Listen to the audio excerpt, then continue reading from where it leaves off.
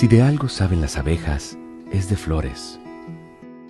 Hay de todo tipo y para todos los momentos. Lo importante no es solo su color, tamaño o forma, sino lo que hace sentir cada una. Y para esos sentimientos trabajan. Igual que el Banco Central, que trabaja para hacer florecer la economía y que sientas estabilidad. Para ese sentimiento de tranquilidad. Para ese sentimiento de crecimiento y desarrollo. Para que la primavera llegue a todos los sectores y los planes de muchos den grandes frutos.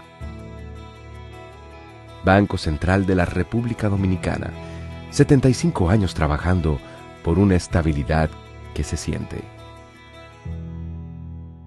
Para cortar el plátano, gire el plátano 45 grados. Con precaución, haga una incisión en la cara de... No. La verdad que a la gente le gusta complicarse. Lo mismo pasa con el banco.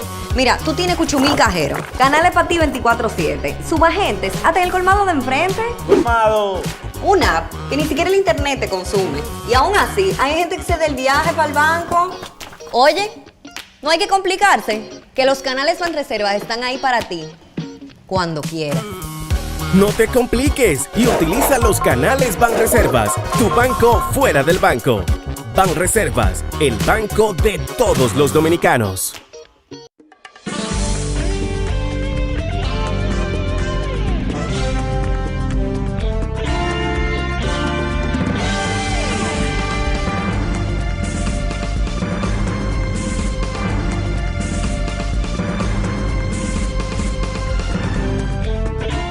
Muy buenas tardes, amables televidentes. Bienvenidos a su cita diaria crepuscular y nocturna en Teleimpacto, que es al final de la tarde despidiendo el sol o comenzando la noche. Ponga su caridad en buenas manos. Apoye el Patronato de Lucha contra el Cáncer de Villa González Incorporado. Genuina institución para apoyar al prójimo más carenciado. 809-443-8010. También el Hogar Escuela Santo Domingo Sabio espera por su asistencia, por su caridad. Pónganla en las manos de la congregación salesiana de la Iglesia Católica. ¡Qué manos tan generosas, tan hacendosas para cuidar y formar jóvenes en alto riesgo en la sociedad, formarlos como verdaderos ciudadanos! Avenida Independencia, casi esquina Avenida General Gregorio Luperón, en Santo Domingo. Bueno, hay una noticia económica muy importante. El Banco Central comienza a hacer un descenso de la tasa de política monetaria y le ha bajado 50 puntos. Es decir, que de 8.50 baja a 8. La tasa de política monetaria. Eso quiere decir que van a bajar, seguirá bajando gradualmente a medida que lo permitan las posibilidades, porque ya la inflación para el Banco Central hay una especie de dominio, de volver al rango meta que ha tenido el banco, que se ha fijado el banco, de que la inflación esté en un nivel de 4 más o menos 1%, es decir, que fluctúe entre un 4 y un 5%. Ya el banco había anunciado el gobernador en Santiago, y nosotros lo hicimos el comentario aquí, que a finales de mayo el banco ya tenía medida la inflación en que iba a estar en ese rango meta. Pero no se pensaba que el banco inmediatamente pasara eso, comenzaba a bajar las tasas, porque como se sabe, esas tasas se subieron para, diríamos en lenguaje callejero, para ponerle el dinero difícil a la gente, porque uno entiende esas cosas, que es una forma de encarecer el dinero y que el dinero camine, el crédito vaya a actividades muy productivas, muy rentables, y que eso permanezca en un ambiente de economía dinámica, pero con restricciones a todas esas facilidades de crédito que generalmente cuando las tasas están muy bajas, la gente inventa muchísimas cosas, como se dice, hasta viaja y se financia los viajes y todo eso, pero cuando las cosas se encarecen, la gente se limita, no hay o el lujo, también el consumo se cae un poco, porque la gente también se limita. El banco ha comenzado a bajar y ya hoy ha anunciado que baja 50 puntos a la tasa de política monetaria. Vamos a ver si tengo la información para leerla con más propiedad, porque hay otras tasas que se manejan también. El Banco Central, en su reunión de política monetaria de mayo de 2023, decidió reducir su tasa de interés de política monetaria en 50 puntos básicos, de 8.50 a 8 anual. De esta forma, la tasa de la facilidad permanente de expansión de liquidez, repos, a un día, disminuye a 8.50, esa estaba en 9. Y la tasa de depósitos remunerados overnight a 7.50% anual. La decisión de disminuir la tasa de interés de referencia toma en consideración los avances en la reducción de la inflación doméstica como resultado del programa de restricción monetaria iniciado en noviembre de 2021 y de la implementación de subsidios por parte del gobierno. En ese sentido, han contribuido las menores presiones de demanda interna, así como la moderación de los precios internacionales de las materias primas y de los costos del transporte en contenedores. Hay que entender que la inflación se elevó cuando comenzaron a subir esas materias primas. El mismo petróleo subió a 115, 120 dólares. Hoy está a 67, 68, 69 o 70, 71, ahí anda fluctuando. Niveles muy bajos, es decir, que estamos hablando de casi 50 puntos por ciento ha bajado el petróleo. 50 puntos, porque de 120 a 71 o a 70 dólares, menos de 70 hoy amaneció el petróleo, el que nosotros consumimos. Entonces, indiscutiblemente que los subsidios que dio el gobierno, que ha mantenido en ese petróleo o en los combustibles, eso no permitió que la inflación se fuera a niveles todavía más altos y se mantuvo ahí en 9.64. Pero si el petróleo no se hubiera subsidiado aquí, esa inflación fácilmente se metía en 14 o en 15% y eso era fuerte. No hay duda que esos subsidios manejaron los precios. Las materias primas han bajado los precios y los fletes, indiscutiblemente que han bajado, que también se habían subido a niveles estratosféricos, porque cuando se hablaba de que un furgón costaba $4,000, traerlo aquí en tiempos normales y sube a $12,000, señores, eso traspasado al consumidor. Es una verdadera desgracia, el precio se encarama a niveles que son inalcanzables.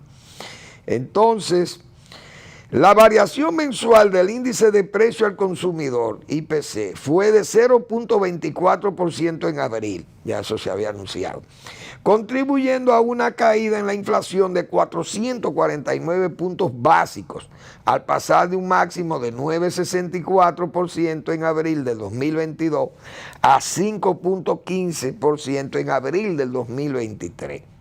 Eso está muy bien. Entonces, ahí están esas decisiones económicas tomadas con mucha madurez y bien ponderada, porque esas autoridades del Banco Central están, como diríamos, están ya consolidadas no solamente en su formación, sino en su accionar para mantener esa estabilidad macroeconómica, el manejo en sentido general de la economía. Y fíjense que aquí comenzamos subiendo las tasas primero que en Estados Unidos. Y ahora estamos comenzando a bajarla primero que Estados Unidos también, que esa Reserva Federal es la que fija prácticamente en el mundo esas medidas económicas que se toman para reducir los precios o reducir la inflación. Así que las autoridades del banco están al día, están en línea, en asientos de primera fila, indiscutiblemente. Hay que saludar esa destreza, esa habilidad, esa formación técnica que tiene el Banco Central en su personal técnico, que es gente de primer nivel ahí, y que cuando se toman medidas de ese tipo son medidas pensadas.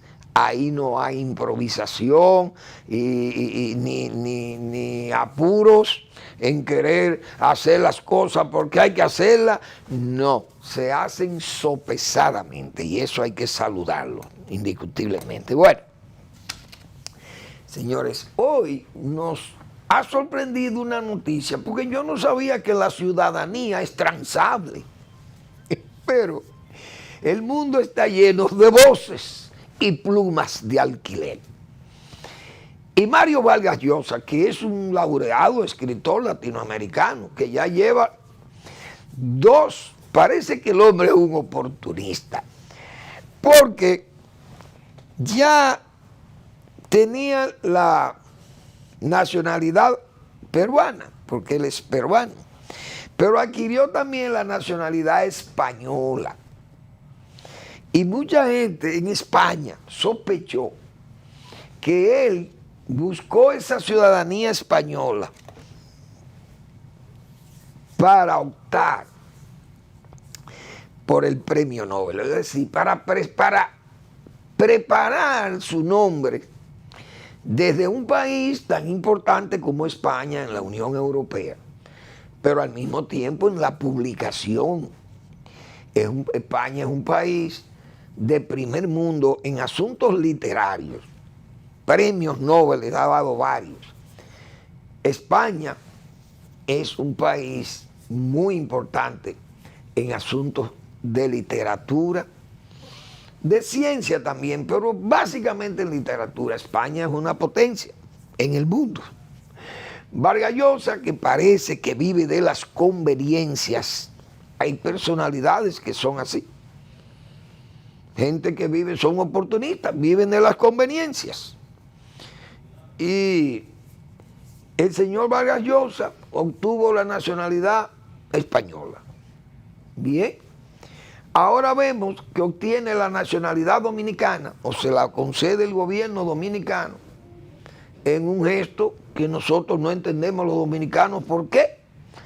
Solo que ha sido una voz que yo no quiero pensar que es una voz o pluma de alquiler, sino que el hombre ha lavado, tiene una especie de lavado de las impurezas que ha querido lavar, mejor dicho, las impurezas de conciencia, porque usted aceptar la nacionalidad de República Dominicana, de un país donde usted despotricó de este país y nos acusó de nazis, a nosotros los dominicanos, de generar la patria, de ser racistas, antihaitianos, bueno, todos los calificativos para que República Dominicana fuera condenada en el mundo, principalmente en el mundo europeo, donde se desenvolvía. Y publicó, recuerdo yo, en el periódico El País, todo un artículo catalogándonos de nazis, de ser generadores de apatridia, de apartheid. Eso es una barbaridad, ese señor, y nunca se retractó de eso. Ahora aparece el gobierno dominicano concediéndole la nacionalidad, pero el hombre ha hecho elogios de República Dominicana. Ahora dice que este es un país maravilloso y que es lo mejor para vivir y que él lo va a escoger para vivir en Juan Dolio, creo por aquí. Que pasará mucho tiempo en República Dominicana. que a nosotros nos da un pito que venga y que esté ahí. Aquí vienen muchísimos. Presidente norteamericano, Bill Clinton y toda esa gente han venido aquí, a Román y pasan meses. Y Henry Kissinger, toda esa gente venían aquí. Y eso no es problema. Porque este es un país abierto, pero es que siempre hemos sido así.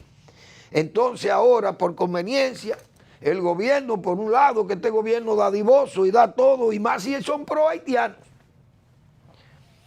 le concede la nacionalidad dominicana como si eso fuera una especie de transacción. República Dominicana es un ejemplo para América Latina. Lo mal que está América Latina, los problemas serios, y nosotros somos una especie de taza de oro, República Dominicana, que hemos ido consolidando una democracia con 62 años de lucha en este país para formar lo que hoy tenemos como democracia, que con todas las imperfecciones, él no está equivocado. Nosotros tenemos un buen posicionamiento en la zona, porque hemos ido borrando todos esos estereotipos, como hemos dicho nosotros, todos esos clichés de que aquí no se puede ir porque somos unos delincuentes, somos racistas, somos nazis, somos ladrones de elecciones, somos unos borrachos, maleducados, desordenados y sucios. ¿Qué más calificativos nos han puesto a nosotros en este país, a los dominicanos? Pero el gobierno se siente ahora halagado porque son profesionales del halago y dicen que este es un gobierno inteligente y un gobierno eficaz, dice Vargas Llosa, y que eso tiene a República Dominicana en primer plano, en primer nivel. Tal vez obvia que esto ha sido un trabajo de muchos años y de mucho sacrificio, de mucho dolor, para poder llevar este país a donde está o por donde va, aún su deuda, que siempre va a ser aplastante sobre el país. Pero la verdad que nosotros, como yo me inscribo como dominicano, no me siento a gusto que se le brinde esa ciudadanía a él, porque él, es verdad, es un premio Nobel y es una personalidad del mundo. No hay duda de ello. Y tal vez algunos puedan pensar que eso nos pone en el mapa, porque nosotros somos una nación desconocida. Y nos pone en el mapa. El señor Vargas Llosa reside en Villa González o reside en Guandolio. Bueno, varios artistas españoles también tienen la nacionalidad dominicana. Aquí vienen y le dan la nacionalidad dominicana. Ahora, don Luis Abinader, su gobierno y él ganan elogios por la defensa del país. El presidente tiene un discurso que defiende al país. ¿De dónde lo defiende? Del problema haitiano, que no se puede traspasar a República Dominicana, porque República Dominicana no puede resolver el problema de Haití.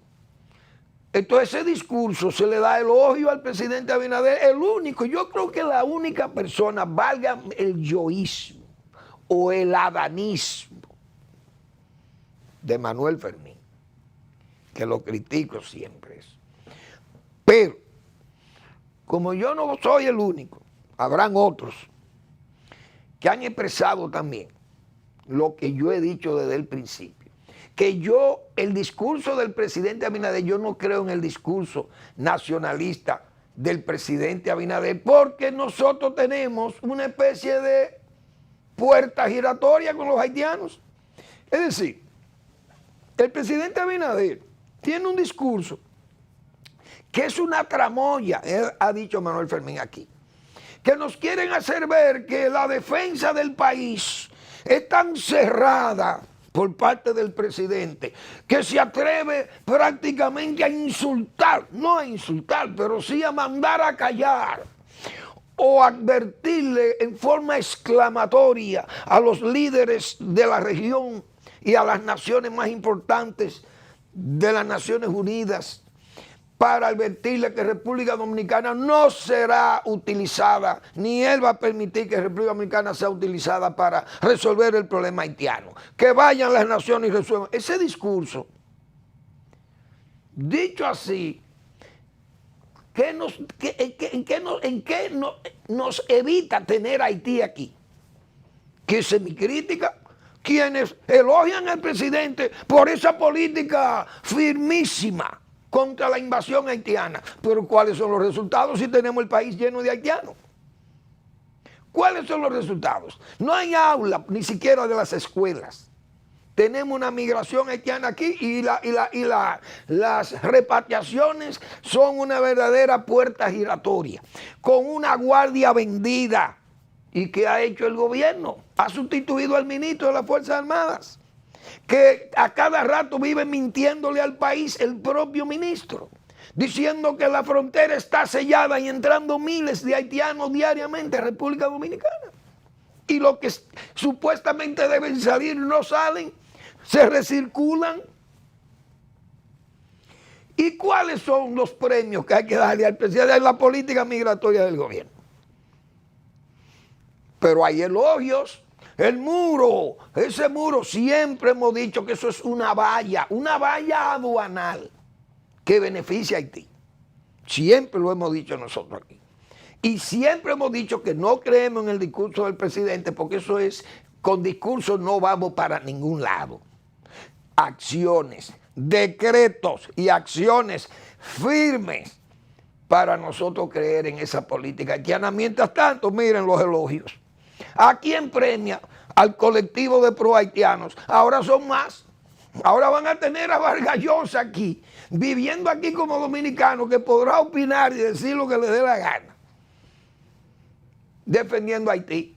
Es decir, el colectivo pro-haitiano del gobierno de don Luis Abinader está reforzado hoy ahora con un personaje importante de las letras, nada más y nada menos que un Nobel de literatura. Vamos a la pausa.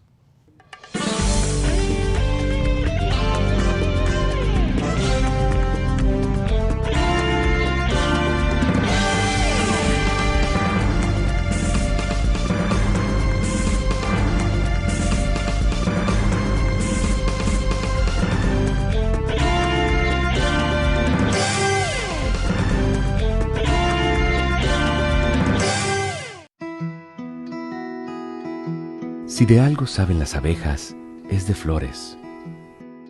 Hay de todo tipo y para todos los momentos. Lo importante no es solo su color, tamaño o forma, sino lo que hace sentir cada una. Y para esos sentimientos trabajan. Igual que el Banco Central, que trabaja para hacer florecer la economía y que sientas estabilidad. Para ese sentimiento de tranquilidad, para ese sentimiento de crecimiento y desarrollo, para que la primavera llegue a todos los sectores y los planes de muchos den grandes frutos. Banco Central de la República Dominicana, 75 años trabajando por una estabilidad que se siente. De aquí voy yo para donde María a buscar el dinero. De ahí paso al banco a pagar la tarjeta de crédito, a pagar la multa que me pusieron y a ver si Michael ya me mandó el dinero. Ay, Rosita, date prisa que aquí yo estoy demasiado tarde. Tú te vas a complicar, mija. No, hombre, no, mira. Esos pagos, la multa también y las remesas, lo resuelves todo en tu agente de Banreservas. Todo de un pronto y sin pagar comisión, more. Con tantas soluciones a mano, ¿por qué hay que complicarse? No te compliques y utiliza los canales Banreservas, tu banco fuera del banco. Banreservas, el banco de todos los dominicanos.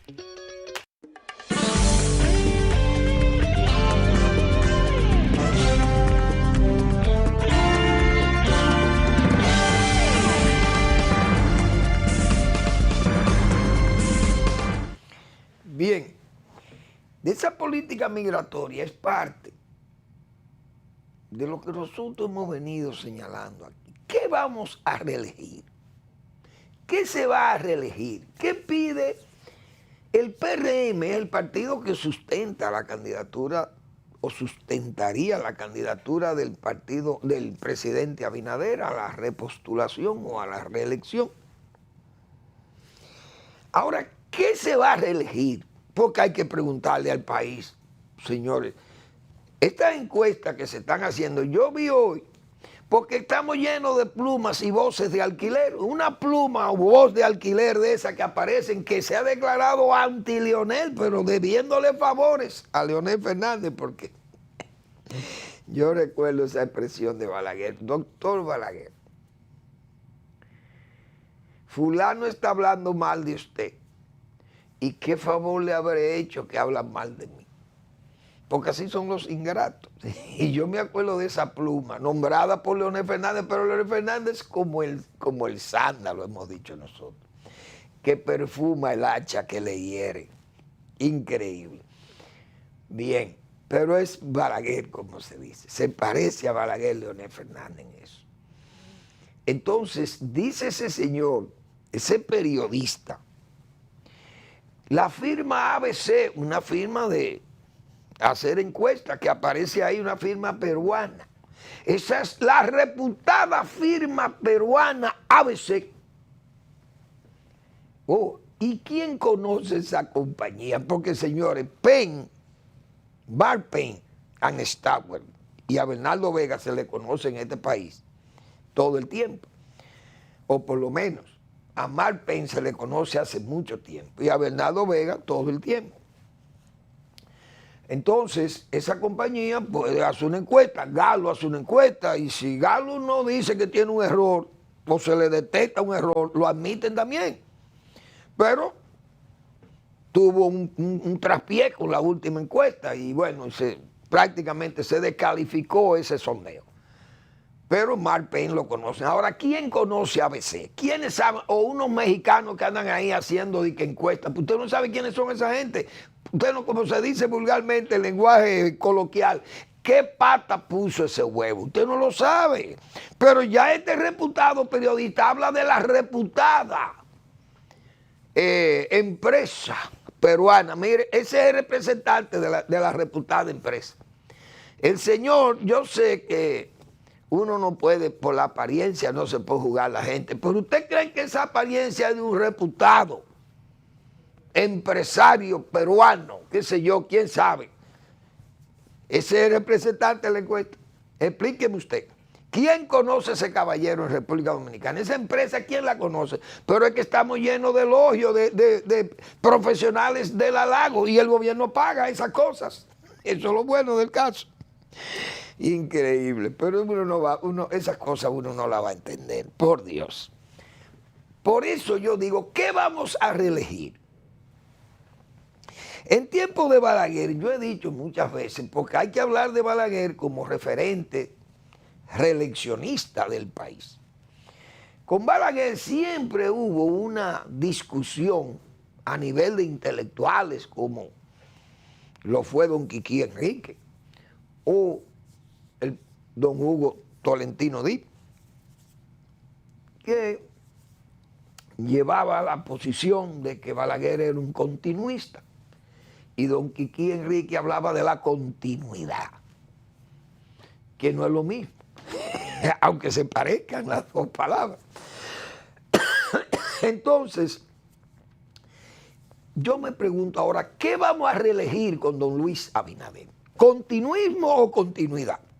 ¿Por qué Balaguer hablaba de continuidad? O sus apologistas hablaban de continuidad. Porque había una obra colosal que se estaba haciendo, pero Balaguer tenía control. Por ejemplo, el área de la educación. ¿Ustedes creen que eso que señala este señor, de que la educación está tan mal que ni siquiera la educación básica es medible favorablemente? Uy, ¿qué es lo que está pasando con la educación? O sea, ¿qué vamos a reelegir de la educación si estamos peor y solamente son denuncias y denuncias? Joaquín Balaguer, yo recuerdo que nombró ministro de Educación a don Pedro Gil Iturbides, un hombre serísimo, don Pedro. Y don Pedro, que era escritor, un hombre que siempre fue columnista del periódico, creo que en el Listín Diario o en el Caribe, no recuerdo. pero escribió 25 artículos diciendo las cosas que había que hacer en educación. Balaguer lo sustituyó del cargo. Porque yo te nombro no es para que me venga a criticar educación, sino para que me resuelva los problemas. Separaron del cargo a don Pedro Gil Iturbides, un hombre con mucha capacidad, pero parece que fue un mal gestor, mal gerente, porque a veces uno no necesariamente la capacidad intelectiva es una buena capacidad gerencial, no sé. Pero el señor que está actualmente está denunciando los males, los problemas, pero el problema no es denuncismo, el problema es de realizar, de hacer, de construir. Entonces, ¿dónde que está? ¿Qué es lo que vamos a reelegir en educación? Por ejemplo, el control de la delincuencia común y política. Eso estaba controlado, Balaguer tenía control del país, pero esto está desbordado. ¿Qué vamos a reelegir en ese aspecto? El tránsito, ¿qué vamos a reelegir en el tránsito? ¿Qué vamos a reelegir en el agro? ¿Qué es lo que hay en el agro? ¿Cuáles son los planes? ¿Se puede reelegir una administración agraria como la que se ha hecho? Un instituto agrario que está hoy a la deriva, que el presidente mismo ha tenido que cancelar funcionarios porque en vez de entregar la tierra se la cogen ellos. Oigan por dónde que andamos. Son cosas que uno realmente entiende que no andamos bien. La salud, los hospitales con problemas, el plan social, supérate con problemas, el 911 con problemas, el pasaporte con problemas. O sea, hay una serie de situaciones que se están presentando que el gobierno tiene que... Esa situación de la frontera, esa migración, Balaguer tenía control del ejército, pero ahora aquí no hay gobierno. Los presidentes de ahora no tienen control del ejército. ¿Quién es que manda en el ejército aquí? Porque está desbordado el ejército, la frontera está abierta. Entonces, ¿quién es que tiene que cuidar de este país? Cada día son más frecuentes la entrada masiva de haitianos que detienen a algunos como para llamar la atención y como para que no se vea. Pero el problema es que estamos a la vista que está de todo el mundo. Entonces, el problema migratorio, vamos a reelegir esta situación migratoria. Yo creo que hay que sopesar toda esa cosa. La obra pública, limitadísima, a escasísimas construcciones. Entonces, cuando Balaguer hablaba de continuidad, señores, eso era una carpeta de trabajo, de proyectos en ejecución, que se podía afirmar que era la continuidad del régimen, no el continuismo. El presidente Abinader no es un hombre de vocación autoritaria, porque hay que decir eso también. Él puede ir a la reelección porque es un permiso constitucional que el presidente no tiene necesariamente que obviar esa facilidad constitucional de poder repostularse. Pero la situación que está viviendo el país, que en cuanto al manejo de su economía, todo el tiempo hemos dicho que ha habido un manejo selecto, que ha habido muchas áreas del gobierno que han tenido un buen desempeño, gente que ha hecho el trabajo, pero una gran parte del gobierno, el gobierno no está funcionando eficazmente. Entonces se pregunta a la gente qué es lo que vamos a reelegir. Besos, abrazos y dádivas. Traumas, utopías y logros, porque hay logros. ¿Qué vamos a reelegir? Tramas, utopías,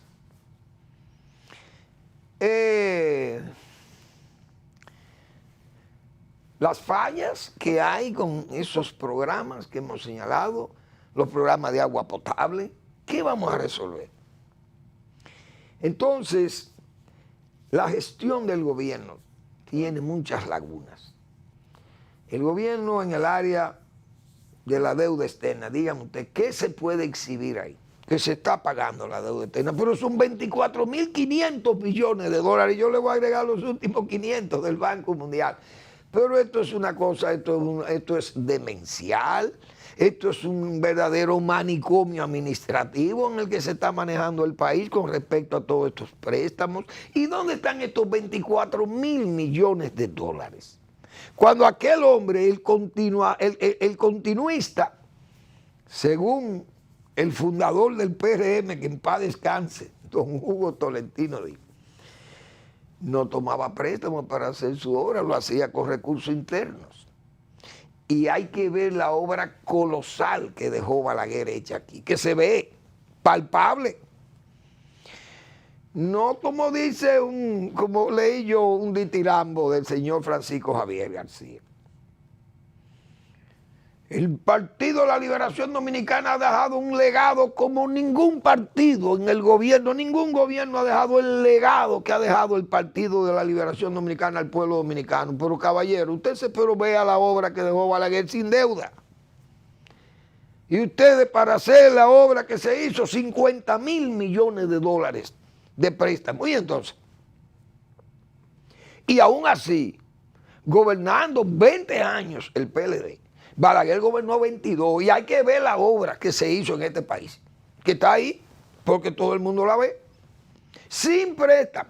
Y entonces, porque éramos 3 millones de gente. Yo una vez me dijo un señor, un político muy curtido, pero que Balaguer podía hacer eso, porque fíjate cómo eran los presupuestos, le rendían, porque eran 3 millones de gente y Balaguer tenía un presupuesto que esos chelitos lo alargaban y eso eran tiempos cuando los perros se amarraban con longaniza. Hermano, hoy ¿cuánto era que Balaguer manejaba? 24.000 millones de pesos al año. Eso lo recoge el gobierno en 2 días.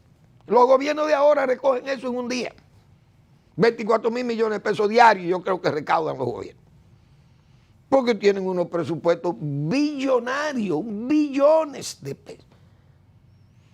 Para un país, claro, diríamos que 2 veces más poblado que aquella vez y más rico porque las épocas son distintas. Es verdad. Pero yo me imagino a Balaguer gobernando con 56 años y teniendo un presupuesto de 1 billón de pesos. ¿Ustedes se imaginan qué obra se hubiera hecho aquí?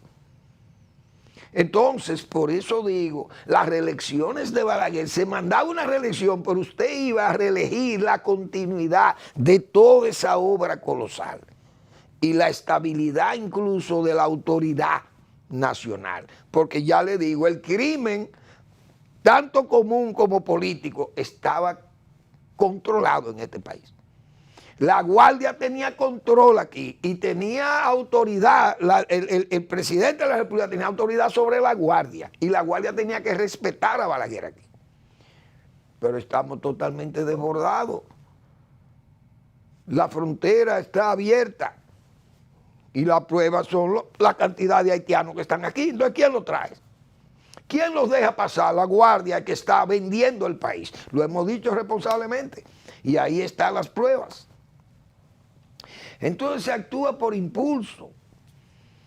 Mire, salen en el Listín Diario, están funcionarios de Reforma Agraria, se han echado a sus bolsillos los terrenos, valga la metáfora, los terrenos que eran propiedades, parceleros del proyecto Juanito. Entonces, al día siguiente, como por impulso, sale, no, le vamos a entregar las tierras, se las vamos a entregar las tierras, porque el periódico denunció que se entregaban los títulos, pero no se entregaban los terrenos. Es decir, haciendo asentamientos de gabinete. Vamos a la pausa.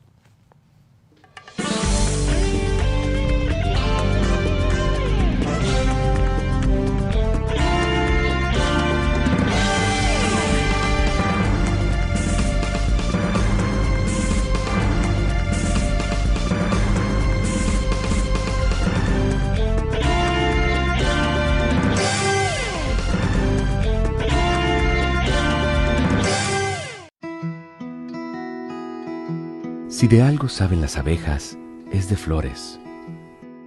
Hay de todo tipo y para todos los momentos.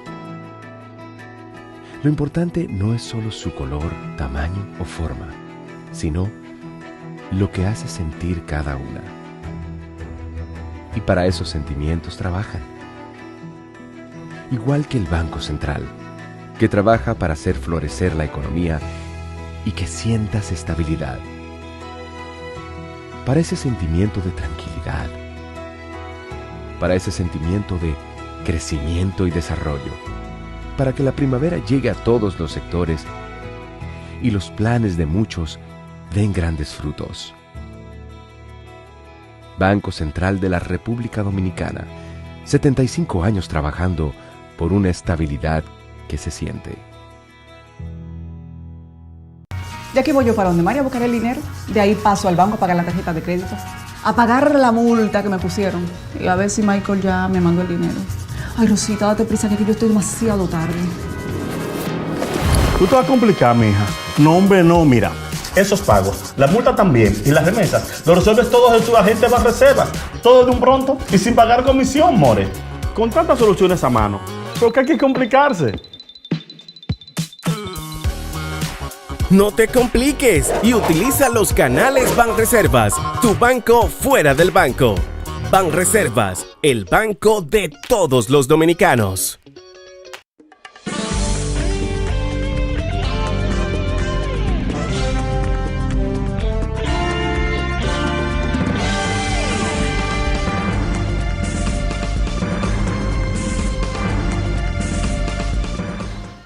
Bueno, la verdad que uno se pone a mirar las cosas en su justa dimensión, pero es que hasta el nivel impositivo, con Balaguer no existían esos impuestos, como me dice Suriel, y es verdad, como eso de que DITEV y esas cosas, o sea, el pueblo no iba como tan forzado, pero es que estos gobiernos han llenado estas nóminas. Y Balaguer tenía muchísimas botellas, porque es verdad, Balaguer tenía sus botellas, pero eran, qué sé yo, ni siquiera se podían decir que eran sueldos, eran ayudas. Y siempre las ayudas, en todos los gobiernos, ha habido ese tipo de conductas dadivosas de los gobiernos. Todos los gobiernos han sido así a través del tiempo. El populismo, el clientelismo en la República Dominicana es un vicio del clientelismo, hay que decirlo así. Ahora, la prueba es que eso era útil, es que se institucionalizó con las tarjetas. Porque ¿cuál es la diferencia entre la tarjeta y las dádivas que daba Balaguer? Claro, los montos tal vez son distintos porque para la época eran centavos, hoy ya son más dinero, pero siguen siendo, de acuerdo a las posibilidades que tienen los gobiernos de ingresos, son montos bajos, pero están institucionalizados, pues se dan con una tarjeta. Lo que logran cobrar con la tarjeta, solidaridad o supérate, qué sé yo. Pero la verdad es que eso que estamos diciendo, por ejemplo, las pandillas. Yo siempre he hablado aquí cómo Balaguer tenía control de las pandillas. Y de todas esas cosas no existían aquí porque el crimen estaba controlado. Ahora la fe estaba llena. La cárcel de la fe, la preventiva de la fe, llena de preventivos, de presos preventivos. Potenciales, qué sé yo, delincuentes. Es verdad, pero sobre ese asunto de la continuidad y el continuismo. Este gobierno, el gobierno, bueno, vende, fíjense cómo dice Vargas Llosa, pero gana elogios. Por lo bien que van las cosas. Pero uno dice, bueno, pero entonces, ¿cómo es que van las cosas? Porque la gente anda desesperada. Los costos, hay beneficios que se ven muy marcados a niveles de empresarios y cosas que la gente está notando, esas cosas. Que hay cierta inclinación hacia brindar facilidades. Ahí yo vi unas declaraciones del senador de la provincia de Santo Domingo y algunos funcionarios que participaron en una reunión que vi que se hizo, parece, en Santo Domingo Este, con una serie de terrenos que parece que se van a facilitar, terrenos públicos que se van a facilitar para construcción de viviendas. Entonces yo recuerdo que los críticos de Leonel Fernández, cuando se hizo la capitalización de las empresas públicas, principalmente las eléctricas, porque en Corde, ¿qué quedaba? Yo he oído gente, señores, diciendo que Leonel Fernández regaló al sector privado, le regaló las industrias que dejó Trujillo. Pero ahora se están regalando los terrenos y nadie dice que están regalando los terrenos, por lo menos aquellos se capitalizaron o se vendieron. Que Leonel Fernández vendió la industria azucarera y le vendió al sector privado la industria eléctrica y le vendió al sector privado todas las empresas de Corde. Pero ¿qué quedaba ahí? Porque aquí hay gente que habla y dice cosas que ya venían deteriorándose. Incluso cuando Balaguer llegó al poder en el 66, ya las industrias que había dejado Trujillo ya estaban semi-saqueadas o cuasi saqueadas, muchas de ellas, o muy debilitadas por esa transición voraz que hubo ahí. Porque vamos a hablar claro, que aquí sabe la gente todo lo que pasó. Cuando Balaguer llegó al poder en el 66, la Corporación Azucarera Dominicana hubo que consolidarla ahí. Balaguer nombró a un hombre como Gaetán Boucher, todo un gerente no político y un hombre capaz y serio, para enderezar lo que era un desorden que venía esa industria azucarera, vamos a hablar claro. Pero ya venían heridas, las industrias de Corde venían heridas. Balaguer nombró a Luis H. Suárez, que en paz descanse, el licenciado Suárez, mi amigo. Suárez, un técnico, un gerente, organizó Corde. Las industrias que del Estado que andaban, como dicen, por su cuenta. Y todo el mundo sabe que en los gobiernos de Balaguer, ninguna de esas empresas eran eficientes. Todas comenzaron a ser deficitarias.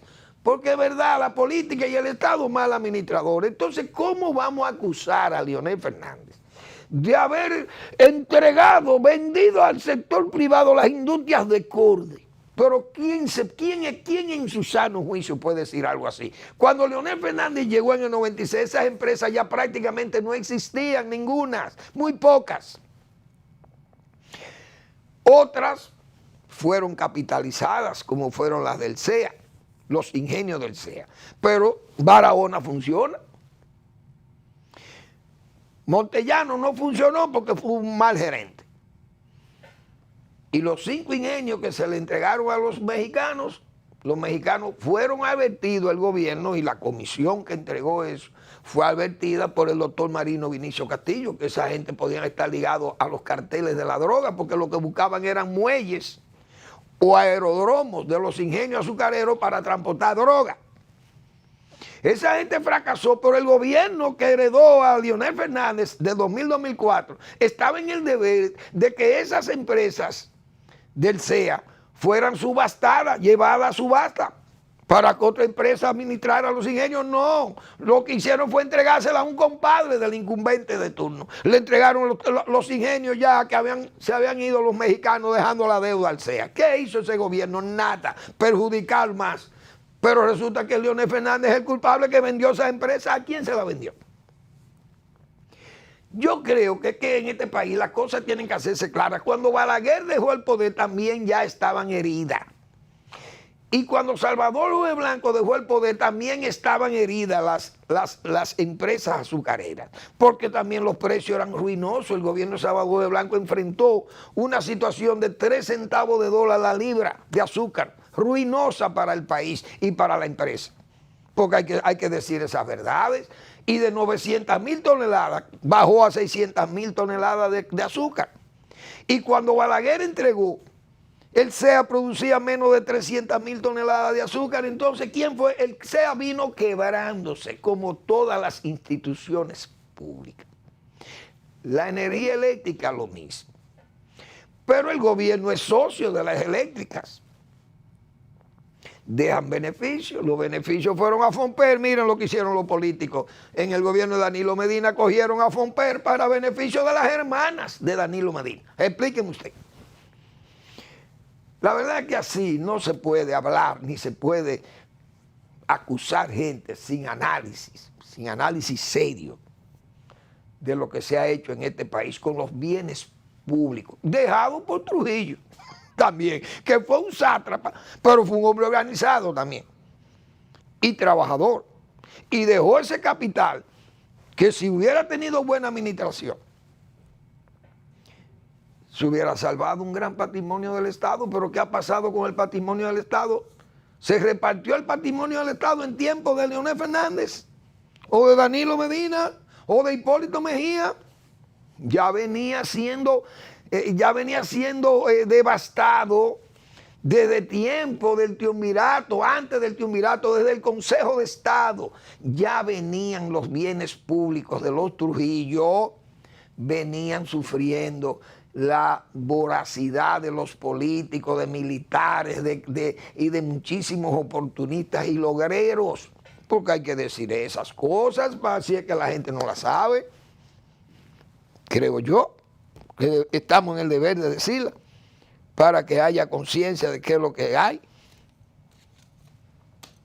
Bueno, estamos claros entonces. Yo creo que estamos claros con fines del continuismo y la continuidad. Pero yo creo que el gobierno, yo dije al principio aquí, del gobierno asumir su tarea de gobernar el país, de ejercer el poder, decía que iba a suceder prácticamente algo insólito. Y es que el gobierno que fuera a la reelección, cuando se pidiera la reelección del presidente Luis Abinader, se iba a pedir a la reelección sobre la base de: yo quiero que me reelijan para hacer la obra que le ofrecí. Señores, por eso es que yo estoy haciendo estos señalamientos. A la reelección se va enseñando la obra que yo ofrecí, pero enseñándola, mostrándola, no prometiéndola hacerla, porque eso son promesas, eso es futurismo, eso no es presente, eso no es hechos, eso es palabras. Gracias por su atención. Bueno, no puedo despedir el programa sin anunciar que hoy miércoles el doctor Marino Vinicio Castillo publica su blog La Pregunta, Miriam, un muro a derribar. Hay que leer ese trabajo del doctor Castillo porque él, y es cierto lo que señala ahí, siempre hizo las advertencias sobre esos casos que se han manejado de corrupción administrativa, llevado por estas damas y denunciado por otras damas periodistas, como el caso de la señora Ortega. El doctor Castillo siempre puso puntos, fue puntual, señalándole que había que cuidar a esas damas porque estaban enfrentando sectores peligrosos, que se veían acorralados por la persecución a esas exacciones, a todas esas diabluras, a todo ese desfalco que hubo con los bienes públicos. Y entonces esas damas iban a estar expuestas a una situación de acoso o de probablemente que se atentara incluso contra la vida de ella. Ya había hecho esas advertencias Marino Vinicio Castillo, y es cierto. En ese trabajo él nos recuerda muchas de esas advertencias, como siempre, y subrayo como siempre que Marino Vinicio Castillo ha estado siempre con ese ojo visor, siempre ha estado advirtiéndole al pueblo dominicano sobre las desgracias que nos pueden venir y que de hecho le han venido, pero él no le reclama, porque el doctor Castillo es un hombre que ya está maduro por la experiencia y es una memoria, como yo he dicho, una memoria longeva, con esa cabeza de Patricio Romano y ese recto juicio de razón y de palabra. Creo que ha sido una de las personalidades más visionarias del país. Ha sido Marino Vinicio Castillo. Le insto a que lean sus trabajos, que son verdadera pedagogía. Gracias por su atención. Nos vemos mañana en otra entrega de Al Final de la Tarde, Despidiendo el Sol o Comenzando la Noche.